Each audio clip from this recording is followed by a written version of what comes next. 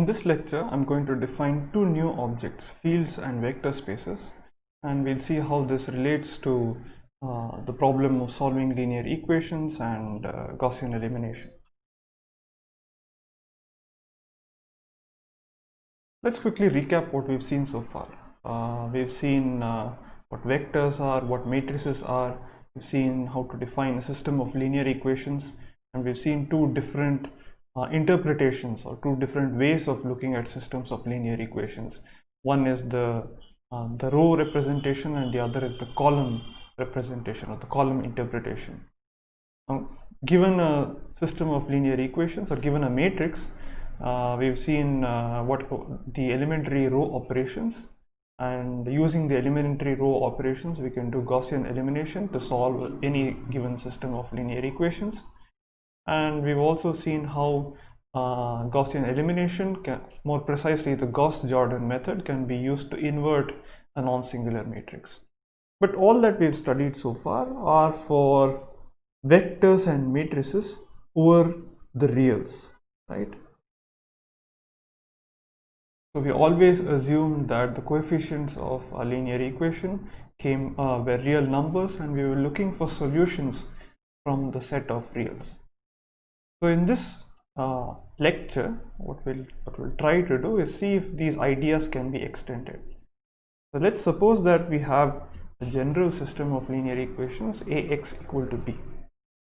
Now if we restrict the set from which a, x and b can come from, then can we say something about the set of solutions of the system?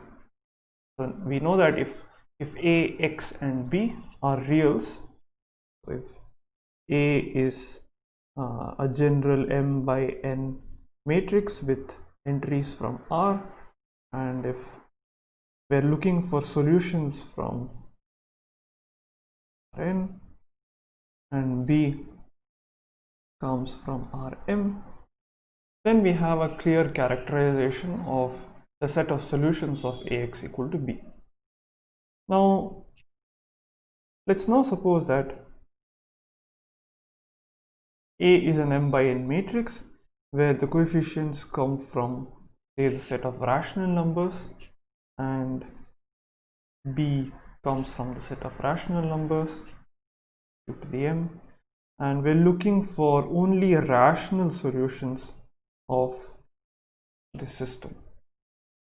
It could have irrational solutions, but we're looking only for rational solutions. Then can we say something? Does a solution always exist? Is it unique?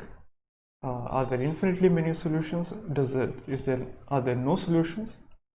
So we'll see how we can extend the ideas or the theory that we've developed for the real space to spaces other than the real, such as the set of rational numbers.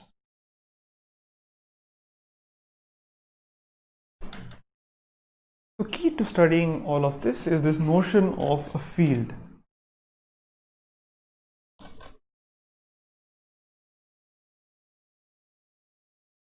Okay, so let's look at the set of real numbers. Okay, and let's look at some of the properties that the set of real numbers satisfies. So in particular, when I say the set of real numbers, I'll also include with it the two operations, binary operations, the addition operation and the multiplication operation. Right, so a field is going to be, in general, going to be a non-empty set which is equipped with two binary operations, one which we call addition, the other which we call multiplication. And what properties does this have to satisfy? Of course, addition and multiplication are closed. So given any two real numbers a and b, a plus b is in R and a times b is in R. What else? We know that addition and multiplication are commutative.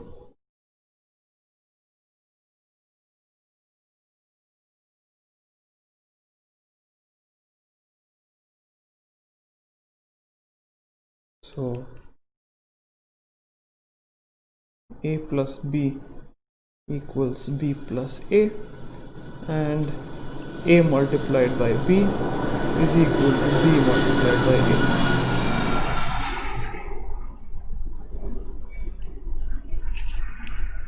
Similarly, they are also associative.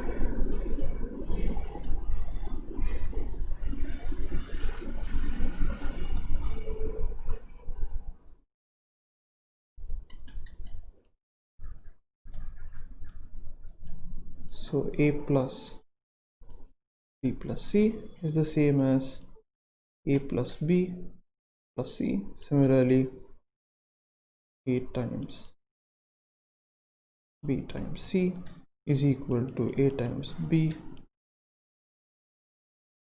times c, right? Both. So for each of these operations, there exists something which we call an identity matrix. So corresponding to plus, there is an identity element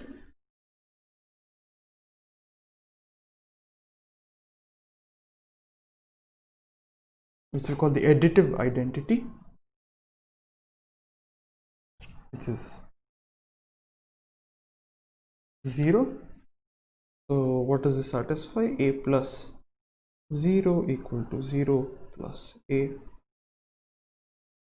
equal to a.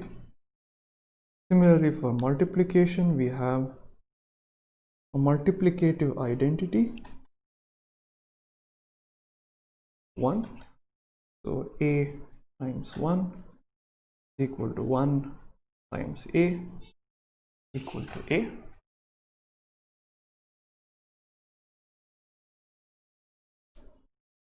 So similarly, for both there exist inverses. So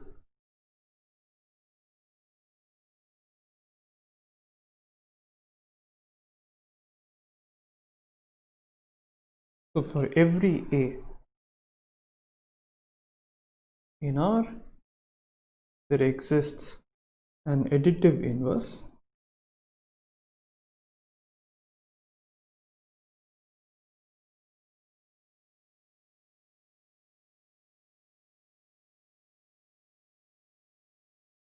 So means that, let's call this additive inverse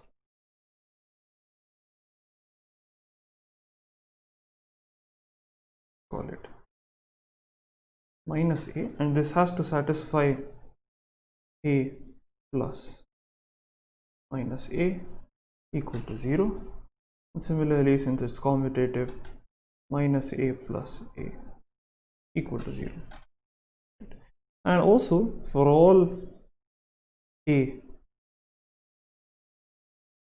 values except the additive identity, there exists multiplicative inverse.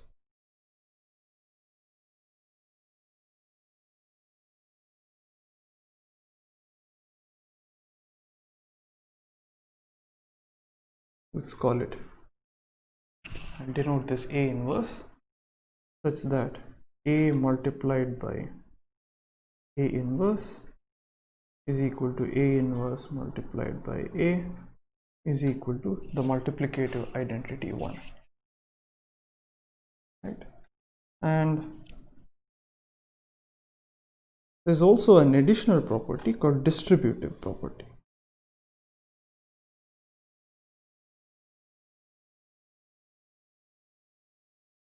So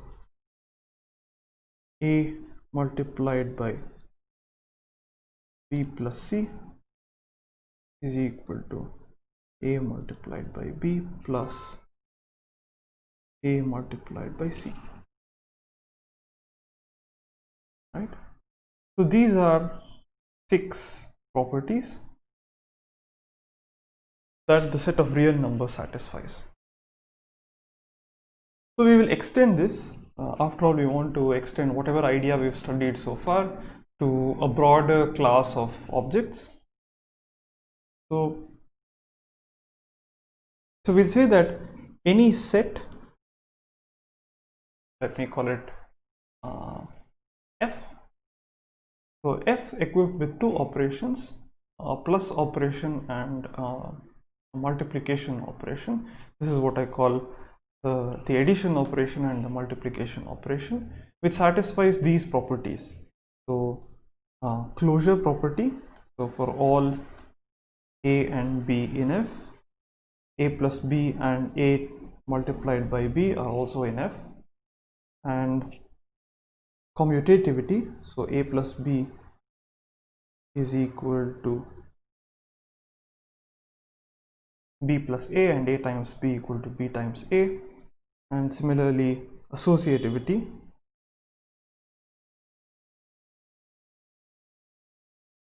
so a standard notion of associativity, and corresponding to the addition operation there exists an element which we call the additive identity.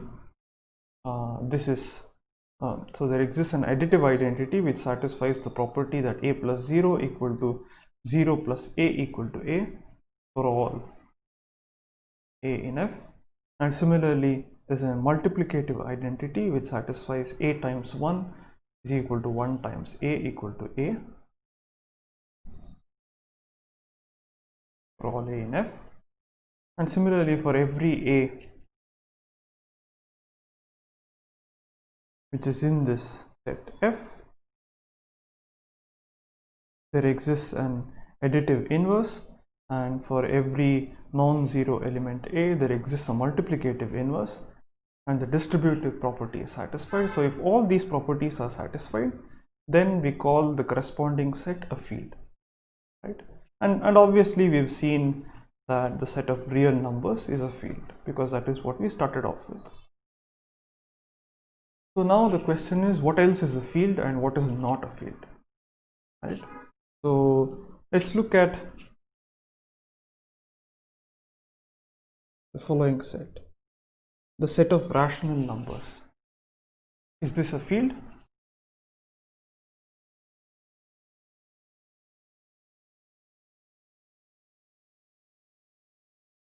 I want you to pause the video for a moment and then check if the set of rational numbers satisfies all of these properties. So when I mean the set of rational numbers, I mean the rational numbers along with the standard addition and multiplication.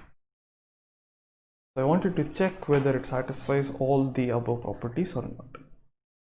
So pause this video for a moment and think about whether this set is a field or not. Okay, so hopefully you've tested it already. So this is in fact a field.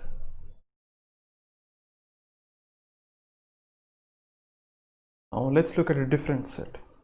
What about the set of integers? Is this a field? I want you to again pause the video for a moment and then test whether any of these properties or whether all of these properties are satisfied or not.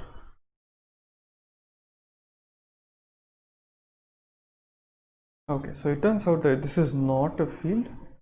And why is that the case? Well, because not every element has a multiplicative inverse, right? Not every non-zero element. So for example, if you look at the number 2, so 2 is in Z, but it's not equal to 0, but half is not in Z, right? So this is not a field. Let's look at another example. What about the set of complex numbers? Is this a field or not?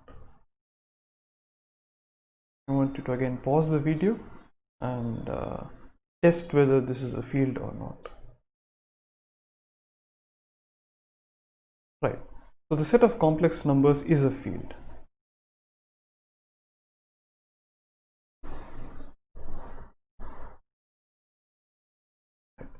So now let's look at some more interesting examples. So let us define f to be the set of all 2 by 2 matrices. Okay, a set of all 2 by 2.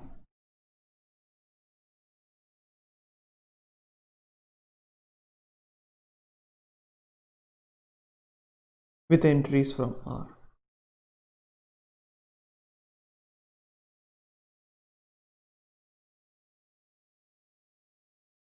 Right? So think about this and tell me whether this is a field or not. It turns out this is not a field. Why? Because, well, there are several properties which are not satisfied. So firstly, matrix multiplication is not commutative in general.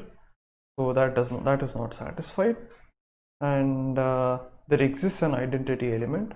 So in this case, the additive identity is 0 0 0 0 and the multiplicative identity is the identity matrix. There is an additive inverse, but then there is no multiplicative. So not every element has a multiplicative inverse, right? So for example, this matrix does not have multiplicative inverse.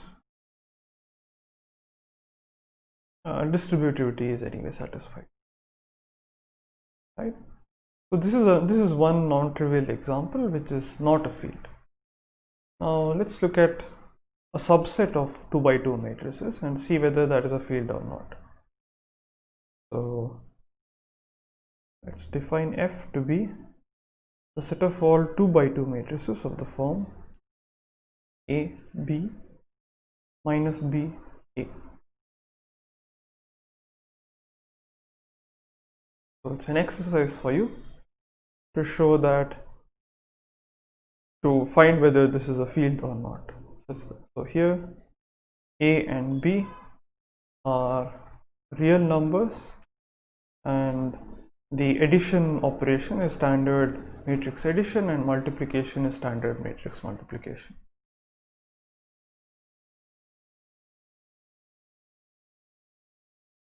So in fact this turns out to be a field, and I leave it to you as an exercise to check that this is indeed the case.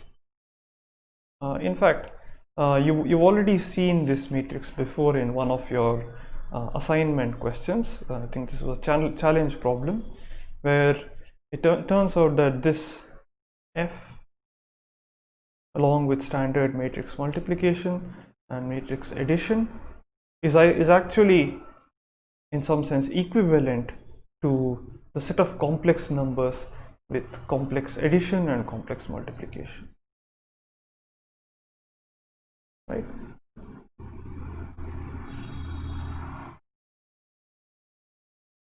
So here are some more exercises for you to test whether these are fields or not. So let F be the set of all vectors of length n with elements from R. Okay, so but the addition operation is standard vector addition. So v1, so look at, if you have two vectors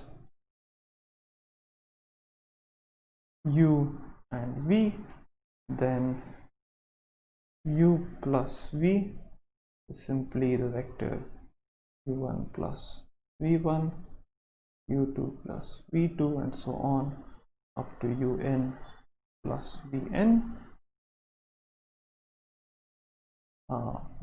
Multiplication is defined as q times v to be set of all u1 v1, u2 v2 up to un vn.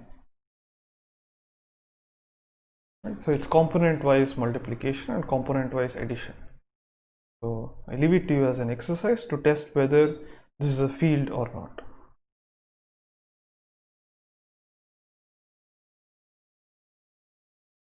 So here is an interesting example. So So let's take F to be the set 0 1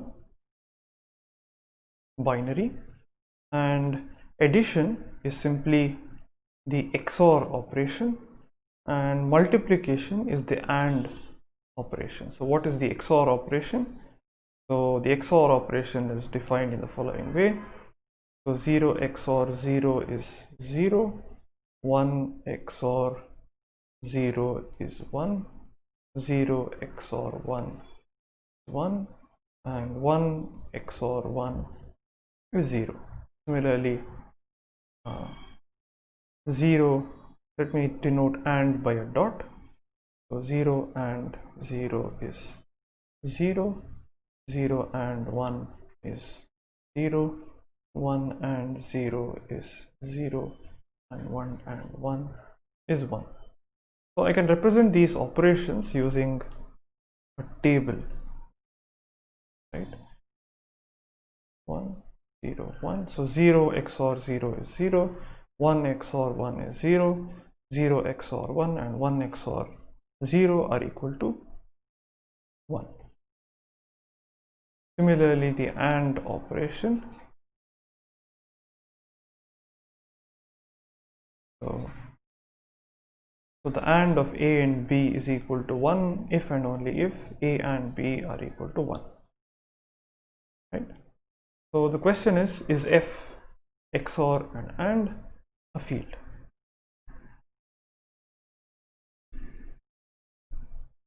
So here's the answer.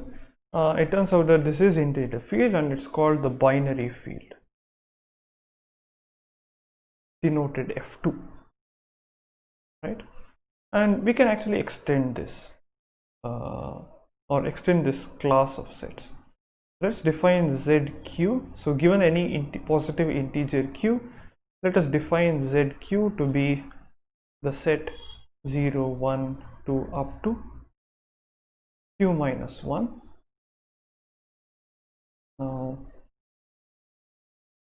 And the addition operation, so A plus B is A plus B, where plus is standard integer addition, modulo Q, and A multiplied Q B is standard integer multiplication AB modulo Q. So the question is ZQ this operation, multiplication operation, is this a field?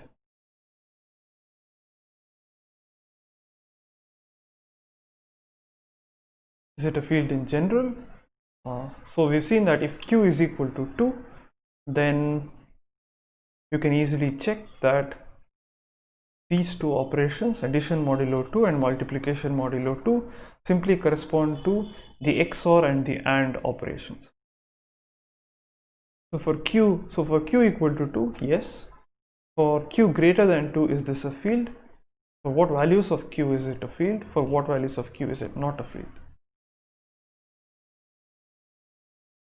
Right? So we can actually extend this in the so in general, whenever you have a set, if you can define the addition and multiplication operations on all these elements and test whether it's a field or not. Let's look at another example. Take the set alpha, beta, gamma. Right? So these are three elements. Doesn't matter what these elements are, but I'll define the addition operation on these elements in the following way.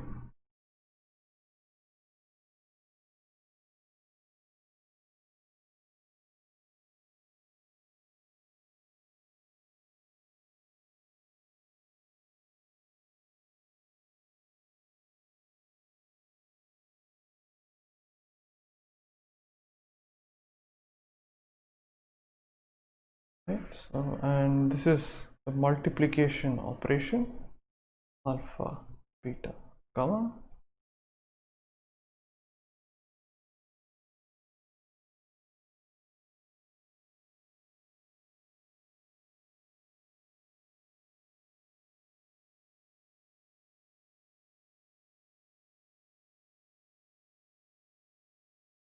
So here this is to be interpreted in the following way. So alpha plus alpha is equal to alpha.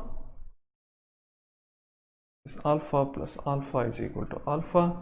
Gamma plus beta is equal to alpha, and beta plus gamma is equal to alpha, and so on. Similarly, alpha times alpha is equal to alpha, and so on. So the question is this a field? And if so, what is the additive identity? What is the multiplicative identity? What is the additive inverse of each element? And what is the multiplicative inverse of each element? Right? So now we've seen a lot of examples of sets along with their associated operations of addition and multiplication. Seen that some of them are fields, some of them are not fields, and you know exactly how to test whether an element, whether a set is a field or not. So this generalizes the set of real numbers, and now we'll try to generalize the notion of vectors. So we'll now define what is called a vector space.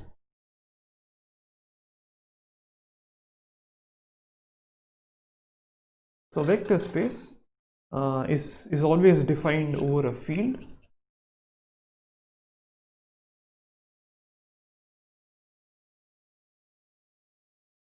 So the vector space is a non-empty set V, defined and associated with it is a field, let's call it F, and there are operations which I call vector addition and scalar multiplication. To distinguish it between the addition over F and the multiplication over F, I'll just denote it using square brackets. Okay. So this addition over the vector, so this addition is an operation which takes two vectors and gives a vector. Let me use a slightly different notation.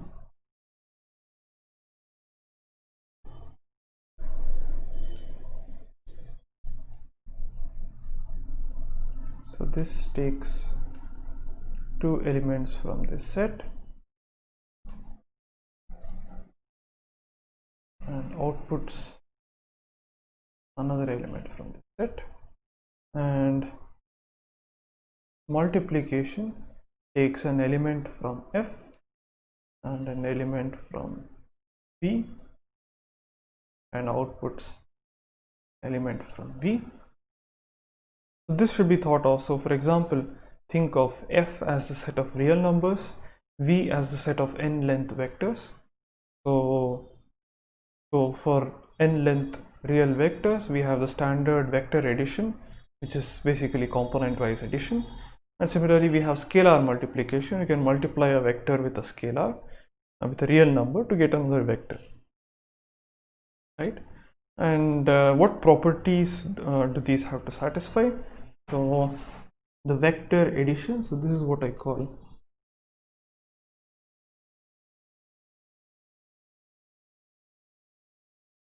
vector addition, and this is scalar multiplication.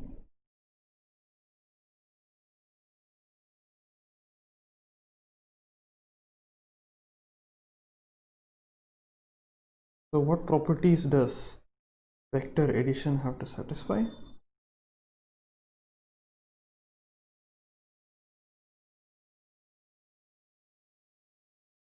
So firstly, it is at least for real vector spaces, so the Euclidean space, it has to be closed.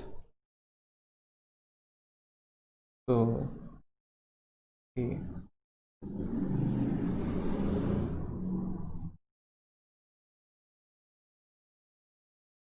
V plus U is in V for all U and for all vectors U and V. You add two vectors, you always get another vector.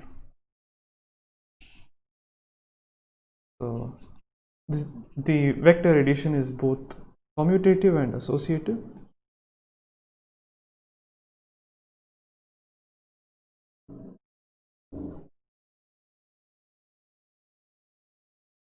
So U plus V is equal to V plus U, and U plus V plus W is U plus V first added and then W. Right? And there's also an identity.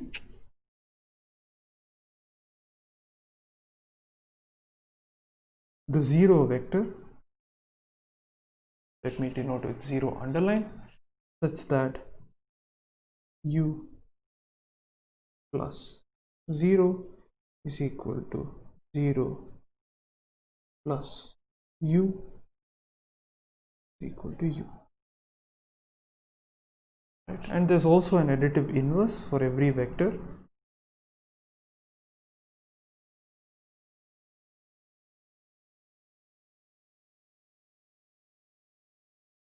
Call it minus U, such that U plus minus U is equal to 0. Similarly, minus U plus U is also equal to 0. Right? But now we also have this scalar multiplication, and what properties does this have to satisfy? So first, the additive identity, the scalar, the multiplicative identity times V should be equal to V for all vectors V. Secondly, if you look at C1 times C2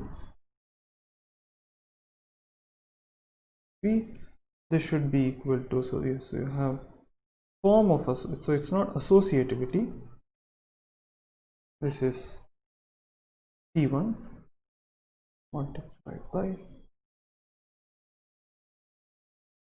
C2 times V. This is true for all C1, C2 in F and V in the space V. C times V1 plus V2 should be equal to C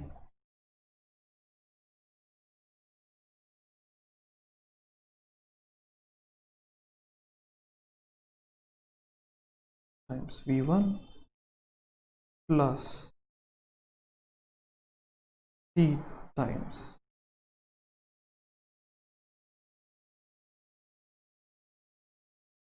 V2, and the last, perhaps the last property is distributivity, another distributivity, and that is C1 plus C2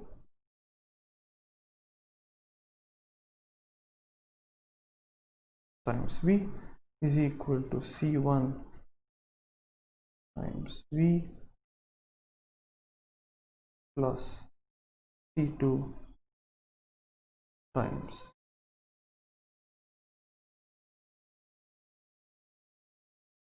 so this is just a list of properties. So this is a very abstract definition of what a vector space is, and this is mainly used to so we'll see that this definition turns out to be very powerful, because all the intuition that we developed for at least Euclidean spaces can be extended to other spaces as well. Okay, so let's see some examples. So obviously, given any, so we know that Rn is a vector space over the real field R. So Rn R with standard vector addition and component wise multiplication and scalar multiplication is a field, sorry, is a vector space, right? So now here's probably a more interesting example. So is Rn a vector space over Q, where Q is a set of rational numbers? So let's take the standard vector addition and multiplication by a constant. So is this a vector space or not? So pause this video for a moment and then see if all the properties are satisfied.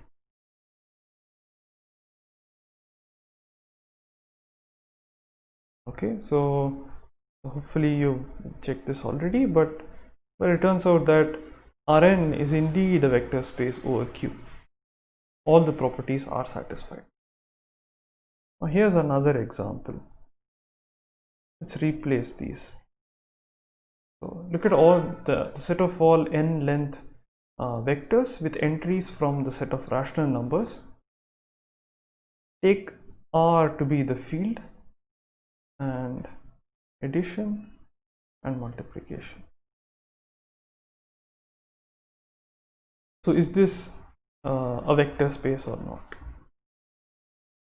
I want you to pause the video and then think about it.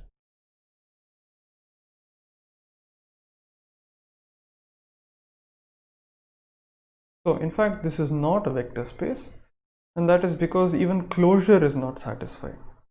So for example, if you look at, say, the vector 1, 2, 3, this is in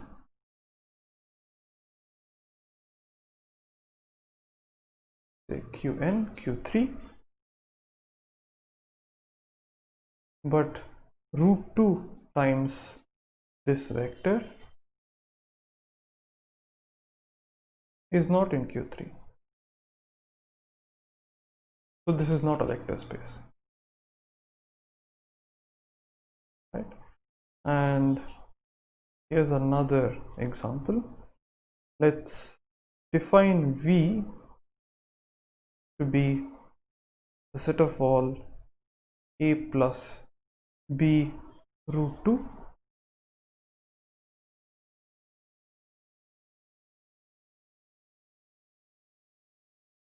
A plus B root 2, all numbers of the form A plus B root 2, where A and B are rational numbers. Okay, so is V Q with standard real addition and multiplication? So is this a vector space or not?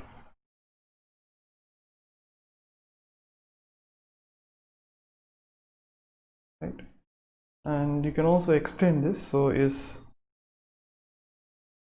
C is a set of complex numbers, then is this a vector space?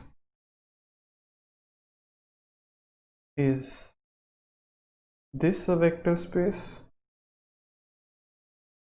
And so on. So in general, it turns out that if you have an arbitrary field F, then the set of all vectors of length n with elements from that field actually forms a vector space. So Fn, F with component wise addition and element wise multiplication, scalar multiplication, is always a field. So we've seen fields over here. So we've seen two fields. For example, we've seen that R is a field and Q is a field, and Q is a strict subset of R, right? So when both are fields and one is a subset of the other, we say that such a field is called a subfield.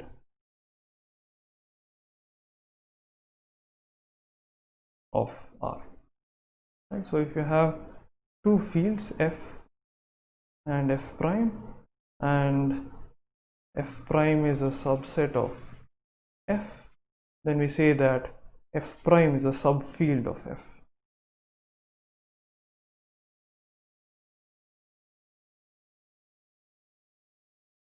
Similarly, if we have two vector spaces v and v prime, such that both defined over the same field f, and if v prime is a subset of v, then we say that v prime is a subspace, is a vector subspace of v.